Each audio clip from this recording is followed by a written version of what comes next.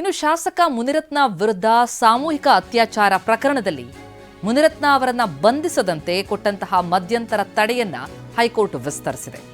ಈ ಪ್ರಕರಣದ ರದ್ದು ಕೋರಿ ಅರ್ಜಿ ಹಾಕೊಂಡಿದ್ರು ಮುನಿರತ್ನ ಸಲ್ಲಿಸಿದಂತಹ ಆ ಅರ್ಜಿಯ ವಿಚಾರಣೆ ಹೈಕೋರ್ಟ್ನಲ್ಲಿ ನಡೆಯಿತು.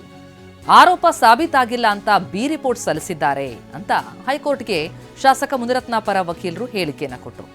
ಆದರೆ ಹೈಕೋರ್ಟ್ ಆ ಬಿ ರಿಪೋರ್ಟ್ ಅನ್ನ ಇನ್ನೂ ಅಂಗೀಕರಿಸಿಲ್ಲ ಅಂತ ಮುನಿರತ್ನ ಪರ ವಕೀಲರ ವಾದಕ್ಕೆ ಎಸ್ಪಿಪಿ ಪ್ರತಿವಾದ ಮಾಡಿದ್ರು.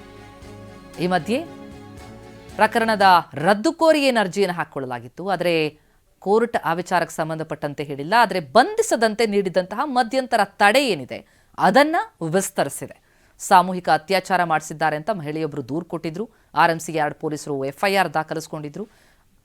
ಆ ಪ್ರಕರಣದಲ್ಲಿ ಬಿ ರಿಪೋರ್ಟ್ ಸಲ್ಲಿಸಿದ್ದಾರೆ ಪೊಲೀಸರು ಅನ್ನೋದು ಶಾಸಕ ಮುನಿರತ್ನ ಪರ ವಕೀಲರ ವಾದವಾಗಿತ್ತು. ಆದರೆ ಆ ಬಿ ರಿಪೋರ್ಟ್ ಅನ್ನ ಕೋರ್ಟ್ ಇನ್ನೂ ಅಂಗೀಕರಿಸಿಲ್ಲ ಅಂತ SPP ಪ್ರತಿವಾದಿಸಿದ್ದಾರೆ. ಜೊತೆಗೆ ಈಗಾಗಲೇ ಏನು ಅವರನ್ನ ಬಂಧಿಸದಂತೆ ಮಧ್ಯಂತರ ಆದೇಶ ಇದೆ, ಆ ಮಧ್ಯಂತರ ತಡೆಯನ್ನ ವಿಸ್ತರಿಸಿದೆ ಕೋರ್ಟ್.